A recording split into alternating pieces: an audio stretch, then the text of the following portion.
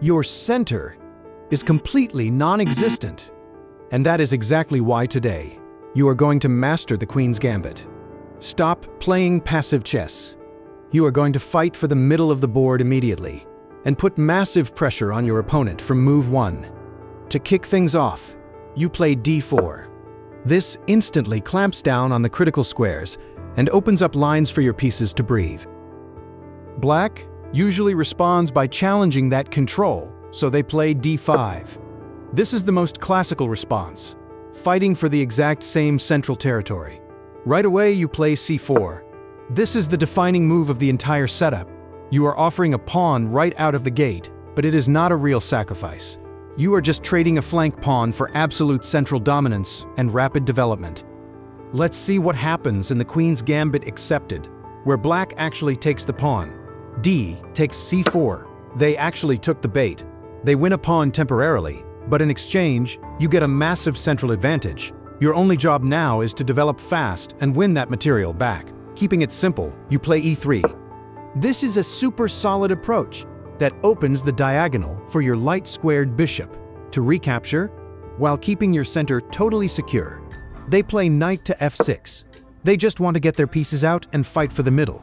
And now, bishop takes on c4. You recover the pawn immediately. Your development is flowing perfectly, and your bishop is beautifully placed on a very active diagonal. In response, they play e6.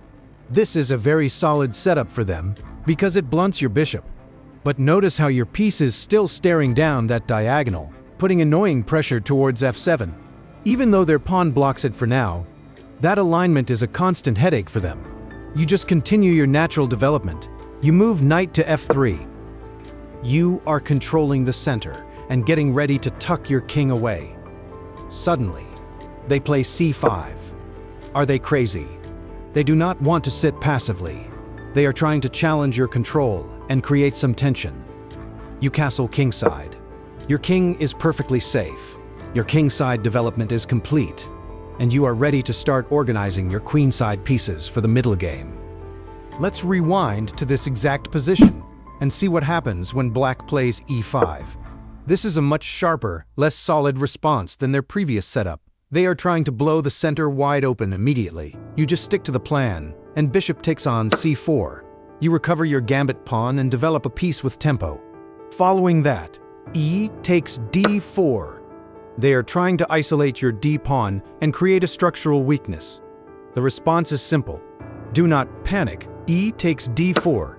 Yes, you now have an isolated queen's pawn, but look at the compensation. You have massive central control, open files for your rooks, and incredibly active piece play. They play knight to f6. They are getting ready to castle and put pressure on your isolated pawn. Keeping the momentum, you play knight to f3. This is simple, strong development that supports your center and controls key squares. Black develops bishop to d6. They are preparing to castle and aiming right at your kingside. You move knight to c3. Every single piece is coming out to its most natural active square. They castle kingside, getting their king out of the center. Now you also want to tuck your king away safely to g1, so you castle kingside. The position is dynamically balanced. You have the isolated pawn, but your pieces are incredibly active, and you have great attacking potential. Let's jump all the way back to the starting moves to explore the Queen's Gambit declined, which happens when Black plays e6. This setup is incredibly solid. They refuse the free pawn and simply reinforce their center, keeping the tension super high. You move knight to c3. You are adding pressure to the middle and preparing to develop your other pieces. They play knight to f6, defending their central pawn and continuing their development. You move bishop to g5. This pin is literally toxic. It creates immediate pressure and fights for control of the dark squares. Reacting to the threat, they move bishop to e7. This is a very standard, solid, defensive maneuver. Now you play e3. You are solidifying your center and opening the diagonal for your light-squared bishop. They castle kingside, securing their king before the central tension breaks. You play knight to f3.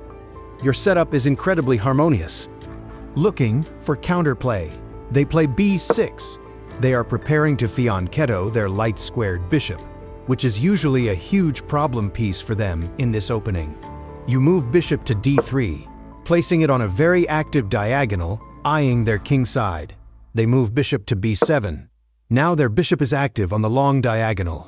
You want to get your king to safety, to g1, so you castle kingside. Both sides have completed their basic development. Finally, they play knight to d7. This is the main battleground.